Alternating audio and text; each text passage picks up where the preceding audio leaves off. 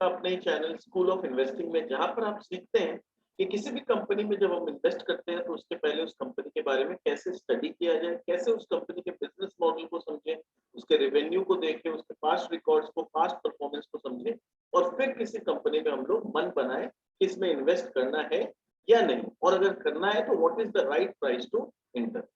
इससे पहले कि हम लोग आगे बढ़े, एक बेसिक डिस्क्लेमर देना चाहूंगा कि the objective of this video is only educational purpose. यहाँ पर किसी भी तरह का कोई फाइनेंशियल एडवाइस नहीं दिया जा रहा है। यहाँ सिर्फ आपको ये सिखाने की कोशिश की जा रही है कि आप जब अपना डिसीजन ले किसी भी कंपनी में इन्वेस्ट करने का, तो उसके पहले आप किसी भी कंपनी में कैसे स्टडी करें, उस कंपनी के बारे में कैसे स्टडी करें और अपना रिसर्च करें। और आप कभी भी कोई डिसीजन लें तो उसके पहले अपने फाइनेंशियल एडवाइजर से जरूर कंसल्ट करें। हाय, मेरा नाम है मनीष अग्रवाल और आज हम लोग जिस कंपनी के बारे में बात करने जा रहे हैं वो इंडियन डिफेंस सेक्टर की एक बहुत ही मजबूत कंपनी है जिसका नाम है भारत इलेक्ट्रॉनिक्स।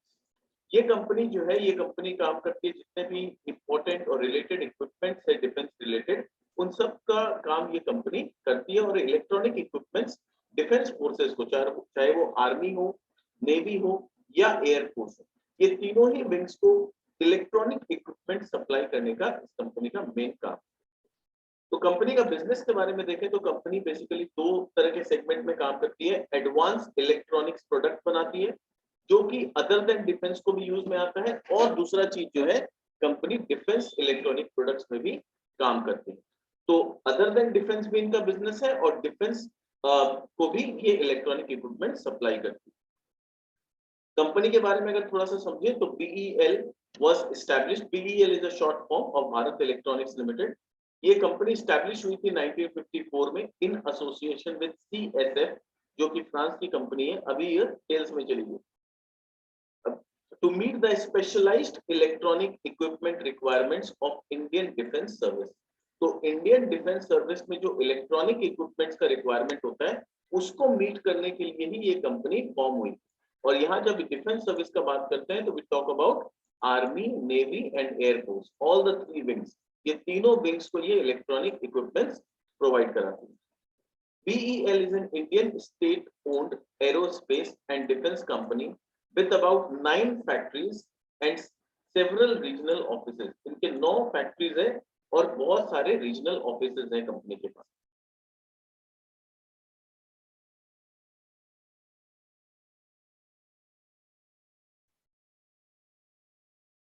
मैन्युफैक्चरिंग फैसिलिटी अगर हम देखें तो इनके जो 9 मैन्युफैक्चरिंग फैसिलिटी है, बेंगलोर में है, गाजियाबाद, पुणे,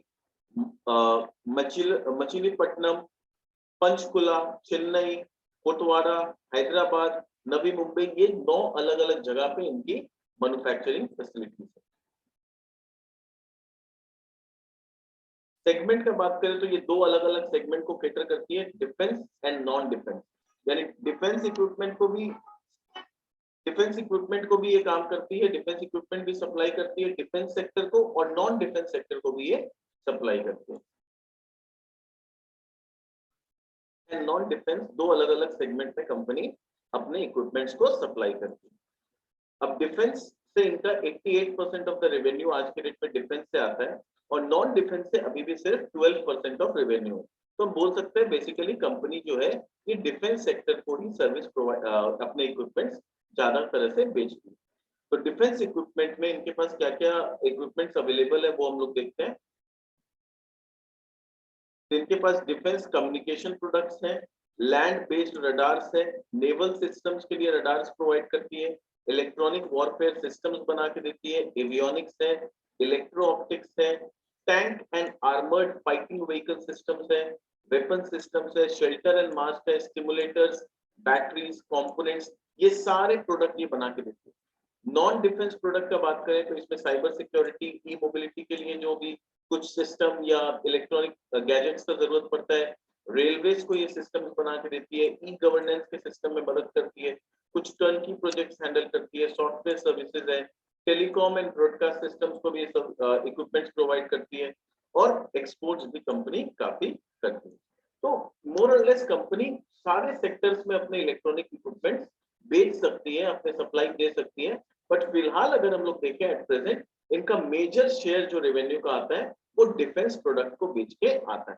आगे चल के कंपनी का प्लान है कि नॉन डिफेंस प्रोडक्ट से जो रेवेन्यू 12% है, इसको बढ़ा के ये लोग 20% के आसपास ले जाना चाहते हैं। इनके प्रोडक्ट्स में क्या क्या देखते हैं, तो जैसे डिफेंस कम्युनिकेशन सिस्टम में ये सारे प्रोडक्ट हो गए। फिर इनके पास लैंड बेस्ड रडार्स हो गए, जहां पर एयर डिफेंस रडार्स हो जाते हैं। इस अलग अलग प्रकार के रडार्स बनाती है company. Naval radar systems provide करती है। इलेक्ट्रॉनिक वॉरफेयर सिस्टम्स में जो गैजेट्स लगते हैं, इक्विपमेंट्स लगते हैं, वो प्रोवाइड करती है। एवियोनिक्स बनाती है, जहां पर मल्टी फंक्शन कीबोर्ड होता है, यूट्यूब मल्टी फंक्शन कीबोर्ड्स है, मल्टी फंक्शन रोटरी स्विच है, यू होम पैनल है, ये सारा गैजेट्स ये लोग बना के देते हैं। फिर इलेक्ट्रो ऑप्टिक्स है, जहाँ पर ये नाइट विजन के दूरबीन, जो माइक्रो दूरबीन होते हैं, ये बना के देती है, बाइनोकुलर्स। तो यहाँ पर हम देख सकते हैं पैसिव नाइट विजन मोनोकुलर्स है, पैसिव नाइट विजन गूगल है, फिर पैसिव नाइट विजन बाइनोकुलर है। ये सारा इक्विपमेंट जो कि मिलिट्री के लिए आज के डेट में ऑलमोस्ट कंपल्सन है। ये हम लोग यहाँ पर बैठ के नहीं समझ सकते कि ये छोटे छोटे गैजेट्स कितने रिक्वायरमेंट के होते हैं और कितना इंपॉर्टेंट होता है। बट अगर हम लोग किसी नेवी या आर्मी पर्सनल से पूछे ना, तो these are like basic needs for them. इनके लिए ये डे टू डे नीड्स है इनके लिए। जैसे हम लोग जो ऑफिस में काम करते हैं, हम लोग के लिए लैपटॉप कैरी करना या कंप्यूटर में काम करना इज अ बेसिक नीड। वैसे जो आर्मी नेवी के पर्सनल है, उनके लिए ये सारा चीज क्या है, ये basic and day to day needs है, जो कि ये कंपनी केटर करती है। फिर tank and armoured fighting vehicles का इलेक्ट्रॉनिक सिस्टम प्रोवाइड करती है कंपनी इनके लिए। शेल्टर एंड मास्क जो है, वो आप देख सकते हैं किस तरह का शेल्टर्स बनाने का काम करती है आर्मी पर्सनल, नेवी पर्सनल के लिए। स्टिमुलेटर्स बनाती है। स्टिमुलेटर्स अलग अलग एयरक्राफ्ट में यूज होता है। फिर यहाँ पर रडार्स में स्टिमुलेटर का काम आता है। फॉरवर्ड ऑब्जर्वर के तौर पे स्टिमुलेटर काम आता है। तो अलग अलग जगह पे इनका रिक्वायरमेंट आता है। बैटरीज बनाने का काम करती है, जो गैजेट्स में यूज होते हैं। फिर ईवी चार्जिंग स्टेशन प्रोवाइड कर ईवी चार्जिंग स्टेशन के ऊपर भी कंपनी काफी काम कर रही है। अभी अगर इनका मेजर ऑर्डर्स देखें, तो इनको कंपनी को मेन ऑर्डर्स अभी कहाँ से मिल रहे हैं, तो इनको जो मेजर ऑर्डर्स FY22 में मिला है, वो एवियोनिक्स पैकेज के लिए मिला है।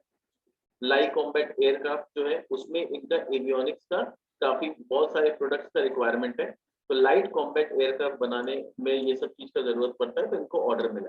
नाउ लाइट कॉम्बैट एयरक्राफ्ट जो होता है, वो उसमें वो क्या होता है, इसमें एयरक्राफ्ट में बहुत सारे छोटे छोटे इलेक्ट्रिकल इक्विपमेंट्स का जरूरत पड़ता है। तो इस इलेक्ट्रिकल इक्विपमेंट्स को ये कंपनी केटर करती है। फिर advanced electronic warfare suit and for fighter aircraft and ships बना के देती है। तो जो फाइटर शिप्स होते हैं, जैसे कॉर्वेट हो गया, डिस्ट्रॉयर्स हो गया, उसमें बहुत सारे एडवांस्ड इलेक्ट्रॉनिक वॉरफेयर का जरूरत पड़ता है, तो ये इनको बना के देती है। तो ये इस तरह का शिप जो होता है, ये कौन बनाता है, मजगांव डॉक बनाता है। तो मजगांव डॉक को जब रिक्वायरमेंट होता है एडवांस्ड इलेक्ट्रॉनिक वॉरफेयर का, तो वो बेसिकली भारत इलेक्ट्रॉनिक से खरीदता होगा। ठीक है। एयरक्राफ्ट कौन बनाता है, HAL बनाता है। ठीक है। तो HAL को जब जरूरत पड़ता होगा, तो वो इनसे खरीदता होगा। तो HAL हो सकता है इनके लिए क्लाइंट का काम करता है। ठीक है। ये लोग मतलब HAL के क्लाइंट है। ये लोग HAL को अपना इक्विपमेंट प्रोवाइड करते हैं। ये लोग मजगांव डॉक को, कोचिन शिपयार्ड को, इस तरह की कंपनी को अपना एडवांस्ड इलेक्ट्रॉनिक वॉरफेयर सिस्टम्स बेचते होंगे। Instrumented electronic warfare range, electronic voting machines.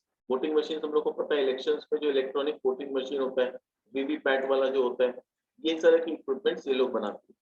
फिर RWR C295 aircraft, gun electronic upgrade, weapon locating radar, ये सारा मेजर ऑर्डर्स इनको इस साल मिला है। इन सब प्रोडक्ट से ही इनको मेजर ऑर्डर्स इस साल मिले। और इस साल इन्होंने क्या क्या मेन प्रोडक्ट सप्लाई किया है, एग्जीक्यूट कौन कौन सा ऑर्डर सबसे ज्यादा इन्होंने किया है। तो long range surface to air missile, ये इसमें जो इलेक्ट्रिक इक्विपमेंट्स लगते हैं, उसको सप्लाई करने का काम किया है। आकाश वेपन सिस्टम सप्लाई किया है। Fire control systems, integrated air command and control system, advanced composite communication system, integrated electronic warfare suit and coastal surveillance system. तो ये सारा चीज, ये सारे इक्विपमेंट्स, ये सारे गैजेट्स ये लोगों ने इस साल कंपनी ने FY22 में मेजरली एग्जीक्यूट किया। मेजर एक्सपोर्ट्स कौन कौन से प्रोडक्ट्स हुए कंपनी के, तो हम देख सकते हैं कोस्टल सर्विलियंस सिस्टम, सब system of radar and EV system, data link, cable looms, communication equipments, radar fighting printing system, ये सारे मेजर प्रोडक्ट्स हैं जो इन लोगों ने एक्सपोर्ट किए हैं इस साल। तो यानी एक्सपोर्ट से भी इनका अच्छा खासा ऑर्डर आता है। ऑर्डर फ्लो का अगर बात करें तो कितना ऑर्डर बुक, ऑर्डर साइज क्या है इनका, तो डिटेल्स अगर 1/4/2021 में इनके पास 38,370 करोड़ का ऑर्डर था। एक्सपोर्ट ऑर्डर उस समय सिर्फ $90 मिलियन था। ड्यूरिंग द ईयर इनको 19,200 करोड़ का ऑर्डर मिला है टोटल, जिसमें से $179 मिलियन का एक्सपोर्ट ऑर्डर मिला। तो एज ऑन 31 मार्च 2022 इनका जो ऑर्डर बुक साइज है वो कितना है, 57,570 करोड़ का ऑर्डर है, which is a very big order size. ये कोई छोटा मोटा ऑर्डर साइज नहीं है। 57,570 करोड़ का ऑर्डर बुक है और $269 मिलियन का एक्सपोर्ट ऑर्डर बुक उनके पास ऑलरेडी है। तो पिछले साल जो सिर्फ $90 मिलियन का एक्सपोर्ट बुक था, वो एक्सपोर्ट का ऑर्डर बुक जो है वो आज बढ़ के करीब करीब 270 मिलियन का हो गया। तो ऑलमोस्ट 3 टाइम्स बढ़ चुका है। तो दिस शोज की कंपनी में आगे चल के काफी अच्छा ग्रोथ प्रोस्पेक्ट नजर आ रहा है हम लोग। कंपनी का फ्यूचर प्लान्स क्या है? The company has also signed a contract with Airbus for supply of radar warning receiver and missile approach warning system as part of offset under C295 aircraft programme of government of India. तो इन्होंने already contract sign कर रखा है Airbus के साथ, वहां पर ये लोग सप्लाई करेंगे RWR and missile approaching warning system. The company plans to increase the total share of non-defense business in total sales to 20% in next 2 to 3 years from 12% at present. तो अभी इनका जो रेवेन्यू है नॉन डिफेंस से कितना आता है, non defence से इनका जो आता है ये बेसिकली अभी सिर्फ 12% आता है नॉन डिफेंस, जिसको ये लोग आगे चल के बढ़ा के 20% तक नेक्स्ट 2 से 3 साल में ले जाने की कोशिश करें। The company plans to focus on manufacturing for civil aviation and healthcare solution sector. तो दो नया सेक्टर में कंपनी इंटर करने का प्लान कर रही है, दोनों ही काफी ग्रोइंग सेक्टर्स है। सिविल एविएशन मतलब जो हम लोग जिस तरह के एरोप्लेन में पैसेंजर एरोप्लेन होता है या कार्गो एरोप्लेन होता है, उसमें जो इक्विपमेंट्स, इलेक्ट्रॉनिक इक्विपमेंट्स का जरूरत पड़ता है, वहां पर कंपनी अपने गुड्स को सप्लाई करने का आगे प्लान कर रही है। Eight the same time health care solution sector, यानी हॉस्पिटल में बहुत सारे मेडिकल डिवाइसेस होते हैं, वहां पर बहुत सारे इलेक्ट्रिक इक्विपमेंट्स, इलेक्ट्रॉनिक इक्विपमेंट्स का जरूरत पड़ता है, तो वहां पर भी ये लोग अपना सप्लाई को बढ़ाएंगे। And also in railway and metro station. तो हम लोग देख सकते हैं कि अभी रिसेंटली रेलवेज हुआ, मेट्रोज हुआ, हॉस्पिटल्स हुए, एरोप्लेन, सब में तो इलेक्ट्रिक गैजेट्स का जरूरत है। कौन सा ऐसा चीज है जहां पर हम लोग को इलेक्ट्रॉनिक कंपोनेंट्स या इलेक्ट्रॉनिक गैजेट्स का जरूरत नहीं पड़ता है? Almost every important sector requires those components. तो वहां पर कंपनी इंटर करके अपने बिजनेस को बढ़ाने का प्लान कर रही है। नेक्स्ट, केपेक्स कंपनी ने ऑलरेडी क्या कर चुका है? The company has already spent 465 crore in FY22 as a part of capex investment towards modernization of plant and machinery। तो कंपनी हम देख सकते हैं कि अपने प्लांट को मॉडर्नाइज भी कर रही है, जिससे वो लोग लेटेस्ट टेक्नोलॉजी इनेबल्ड हो जाए और नया से नया इनोवेटिव प्रोडक्ट्स लॉन्च कर सके। टेस्ट इंस्ट्रूमेंट्स में खर्चा किया, R&D इन्वेस्टमेंट किया इन लोगों ने, इंफ्रास्ट्रक्चर को भी अपने काफी अपग्रेड किया। तो ये सारा पॉजिटिव स्टेप है जो कंपनी ले रही है, जिससे आगे चल के इनके इक्विपमेंट का रिक्वायरमेंट जो है, इनको लग रहा है कि नए टेक्नोलॉजिकल इक्विपमेंट का जरूरत पड़ेगा और वहां पर ये लोग best of quality of equipments और लेटेस्ट टेक्नोलॉजी इनेबल्ड इक्विपमेंट्स आगे चल के सप्लाई कर पाएंगे। फ्यूचर प्राइस बढ़ने के पीछे क्या कारण हो सकता है? क्या क्या कंपनी ने ऐसे स्टेप लिए जिससे हमें लग रहा है कि आगे चल के फ्यूचर में प्राइस इस शेयर का बढ़ सकता है? स्ट्रेटेजिक कंपनी का जो है to diversify into non defence area. तो कंपनी का अभी हम लोग जानते हैं 88% ऑफ द रेवेन्यू कहां से आता है? डिफेंस से आता है। कंपनी बोल रही है हम लोग अपने नॉन डिफेंस को 20% तक ले जाने का ट्राई करें। तो नॉन डिफेंस जो एरिया है ना, ये साइक्लिकल नहीं है। यहाँ पर जब बिजनेस आना चालू होगा तो हर साल रेगुलर बिजनेस आएगा। डिफेंस का जो बिजनेस है वो थोड़ा साइक्लिकल हो जाता है कि कभी सरकार की तरफ से ऑर्डर आता है 1-2 साल और फिर 2-3 साल हो सकता है कोई बड़ा ऑर्डर नहीं, तो वहां पर थोड़ा साइक्लिकल हो जाता है बिजनेस। बट जैसे जैसे नॉन डिफेंस की तरफ इनका ये रेवेन्यू मिक्स बढ़ते जाएगा, इनका मार्जिन्स भी थोड़ा थोड़ा इंप्रूव होगा। एट द सेम टाइम जो साइक्लिकल एस्पेक्ट है बिजनेस का, वो भी कम होते जाएगा। They are focusing on increasing exports. Management काफी फोकस कर रही है कि अपने एक्सपोर्ट्स को बढ़ावा दिया जाए। And service share would add long term growth. और सर्विसेज जो ये लोग प्रोवाइड करते हैं उससे भी रेवेन्यू बढ़ाने का मैनेजमेंट कोशिश करनी। तो 3 इंपॉर्टेंट डाइवर्सिफिकेशन कंपनी कर रही है। पहला, नॉन डिफेंस एरिया में बिजनेस बढ़ाना है, एक्सपोर्ट बिजनेस बढ़ाना है और सर्विस का शेयर बढ़ाना है। तो इससे ऐसा लगता है कि एक लॉन्ग टर्म ग्रोथ पॉसिबल है इस बिजनेस। पाइपलाइन जो है इनका काफी अच्छा ऑर्डर बुक है, हम लोगों ने देखा 57,000 करोड़ के आसपास का ऑर्डर बुक है, which is a very good sign. और रेवेन्यू हम लोग एक्सपेक्ट कर रहे हैं, ये आईसीआईसीआई डायरेक्ट के रिसर्च है, जिसमें उन लोगों ने एक्सपेक्ट किया है कि रेवेन्यू जो है वो 16.8% के कैगर से ग्रो करेगा नेक्स्ट 2 साल तक। इबिटा जो है वो 14.4% के कैगर से ग्रो करेगा। एंड जो प्रॉफिट है वो अल्टीमेटली इबिटा का जो प्रॉफिट है वो 14.4% के हिसाब से ग्रो करेगा। और मार्जिन इनका जो रहेगा 20 to 22% का इबिटा मार्जिन ये लोग मेंटेन करेंगे।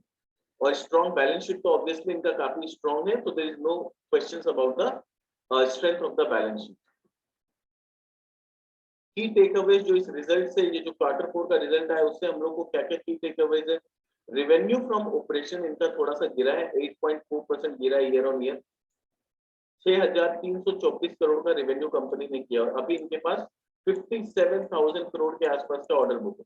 तो कहीं ना कहीं 7 to 8 ईयर्स का रेवेन्यू विजिबिलिटी कंपनी में ऑलरेडी है। तो 7 से 8 साल कंपनी को कोई नए ऑर्डर नहीं भी मिलेंगे तो इनका रेवेन्यू में कोई दिक्कत नहीं आएगा। ठीक है, मैं कंपनी का आईसीआई डायरेक्ट का बोलना है कि इनका जो एस्टिमेट था 6,320 करोड़ का, पर आया 6,324 करोड़, तो थोड़ा सा इन लाइन था। रेवेन्यू इंक्रीज जो सिक्वेंशियली जो है, सिक्वेंशियली मतलब होता है क्वार्टर ऑन क्वार्टर, रेवेन्यू बढ़ा है 71.2%। Gross profit margin improve marginally 41.8% आया, जबकि पिछले साल ये 41.1% था। ठीक है, और डायरेक्ट एस्टिमेट इनका जो आईसीआईसीआई का एस्टिमेट था वो 14.4% का था। इबिटा मार्जिन डिक्लाइन किया 374 बेसिस पॉइंट, यानी बोलने का मतलब है 3.74% से इबिटा मार्जिन कम हुआ है। और कितना हो गया, 24.8% है, पर इन्होंने एस्टिमेट किया था 22.4%, उससे तो बेटर है। और क्यों ये इबिटा मार्जिन कम हुआ है, because of mainly due to other expenditure. Other expenditure का कंपोनेंट काफी बढ़ गया है। EBITDA declined 20% year on year to 1,568 crores. Estimate था 1,400 crores. तो वहां पर भी एस्टिमेट से बेटर आया। सिक्वेंशियली अगर क्वार्टर ऑन क्वार्टर देखें, सिक्वेंशियली का मतलब होता है क्वार्टर ऑन क्वार्टर, तो उनका इबिटा बढ़ा है 91% के आसपास से इबिटा बढ़ा दिया। फिर net profit decline 15.6% year on year to 1,141 crore. इनका एक्सपेक्टेशन 1,000 करोड़ का था, उसमें भी बेटर ही है। On full year basis, FY22 revenues were 15,313 crore. Oh, I'm so sorry, ये जो अर्निंग था ये क्वार्टर का अर्निंग था, तो यहाँ पर 7 to 8 years का रेवेन्यू विजिबिलिटी नहीं है। इनका सालाना रेवेन्यू जो है 15,300 करोड़ का सालाना रेवेन्यू है, तो करीब करीब 3 to 4 years का रेवेन्यू विजिबिलिटी। तो यहाँ पर देयर वाज अ मिस्टेक, ये क्वार्टरली अर्निंग रेवेन्यू है। तो पूरे साल का जो रेवेन्यू है 15,300 करोड़ का है, तो 3 से 4 साल का रेवेन्यू विजिबिलिटी है। तो this is all good about the company. Revenue trend का बात करें तो इनका 12,000 करोड़ का रेवेन्यू 19 में था, 20 में 12,900 करोड़ हुआ, 21 में 14,000 करोड़ का हुआ और फिर 22 में 15,314 करोड़ का टॉप लाइन इन्होंने किया। एक्सपेक्टेड है कि नेक्स्ट ईयर ये 18,000 करोड़ का होगा और उसके बाद ये नेक्स्ट 24 में 20,900 करोड़ के आसपास का रेवेन्यू कर लेगी कंपनी। ऑर्डर बैकलॉग का बात करें अगर कंपनी का, तो ऑर्डर बैकलॉग भी काफी स्ट्रॉन्ग है। अगर FY22 में देखें तो 57,000 करोड़ का ऑर्डर बुक है। एक्सपेक्टेड है कि नेक्स्ट ईयर तक ये 59,000 करोड़ का हो जाएगा और FY24 में ये 62,000 करोड़ के आसपास का ऑर्डर बुक कंपनी करने लगी। ऑर्डर इनफ्लो जो आया है ये हर साल बढ़ रहा है। देखो 18 में 10,000 करोड़ का था, 19 में काफी बड़ा ऑर्डर मिला था इनको, फिर 20 में 13,000 करोड़ का ऑर्डर मिला है, 21 में 15,280 करोड़ का ऑर्डर मिला है, FY22 में 19,180 करोड़ का इनको फ्रेश ऑर्डर्स मिला है। उम्मीद है कि नेक्स्ट ईयर 20,000 करोड़ का न्यू ऑर्डर मिलेगा और उसके बाद 22,000 करोड़ का इनको न्यू ऑर्डर्स मिल जाएगा। अगर इनका अर्निंग्स का बात करूं मैं, इबिटा और इबिटा मार्जिन का बात करूं, तो इबिटा भी इनका थोड़ा सा मोर और लेस स्टेबल रहा है। FY22 में 3,300 करोड़ का इबिटा किया है। मार्जिन थोड़ा सा डिप किया है, 21 से 22% के आसपास का अभी मार्जिन कर रहे हैं और एक्सपेक्टेड है कि same margin next year continue होगा और उसके बाद हो सकता है मार्जिन थोड़ा सा हल्का सा डिप हो जाए। अब आते हैं इसके वैल्यूएशन पे। तो कंपनी का वैल्यूएशन का अगर मैं बात करूं तो अकॉर्डिंग टू माय एस्टिमेट्स, मैंने अगर अगर बुल फेज चलता है, कंपनी को अच्छे ऑर्डर मिलते हैं, everything is good for the company, तो 15% का top line growth I am expecting. तो 17,670 करोड़ के आसपास का रेवेन्यू करेगी। एबिटा मार्जिन इनका 25% के आसपास रहने का उम्मीद है। और 15 का मल्टीपल अगर मैं कंपनी को देता हूँ तो इनका प्राइस निकल के आता है 271 रुपीज। ये तब होगा जब company is in the full phase. अगर नॉर्मल सर्कमस्टेंसेस पे चलता है, कोई बहुत ज्यादा खराब भी नहीं और कोई बहुत ज्यादा बड़ा ऑर्डर्स भी नहीं, and everything is in normal phase, तो I am expecting a top line of 10% growth. तो 16,900 करोड़ के आसपास का टॉप लाइन करेगी। 21% का एबिटा मार्जिन आ जाना चाहिए कंपनी का। मल्टीपल अगर मैं 11 का देता हूँ कंपनी को, जो कि इनका average multiple over the period रहा है, तो इनका प्राइस 160 रुपया निकल के आता है। तो उस हिसाब से अगर देखो, ये कंपनी आज के डेट में थोड़ी सी ओवर वैल्यूड दिखती है।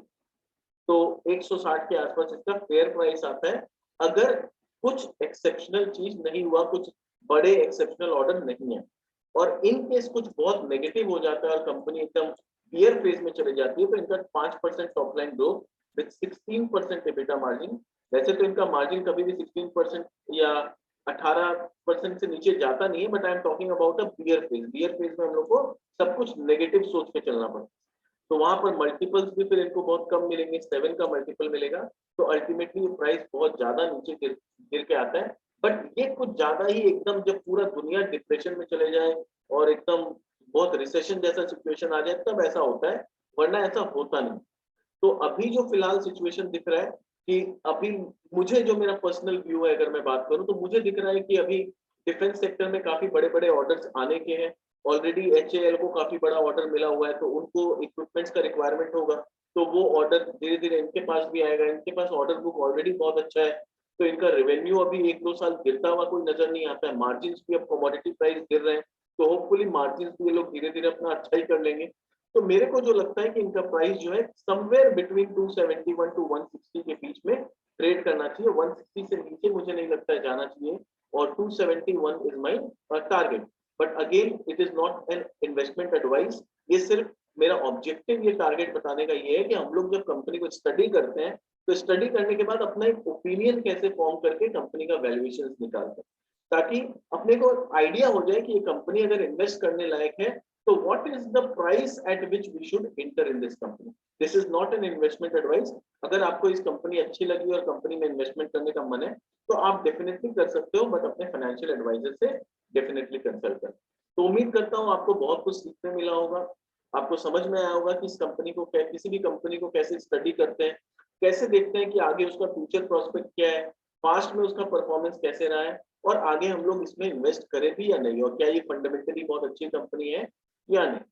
ठीक है, तो अगर आपको लग रहा है कि इससे कुछ बेनिफिट हो रहा है, आपको कुछ सीखने मिल रहा है, तो काइंडली इस वीडियो को अपने दोस्तों के साथ शेयर करें, अपने फैमिली के साथ शेयर करें, मेरे चैनल को सब्सक्राइब करें ताकि आपको अपकमिंग अपडेट्स रेगुलरली मिलते जाएं।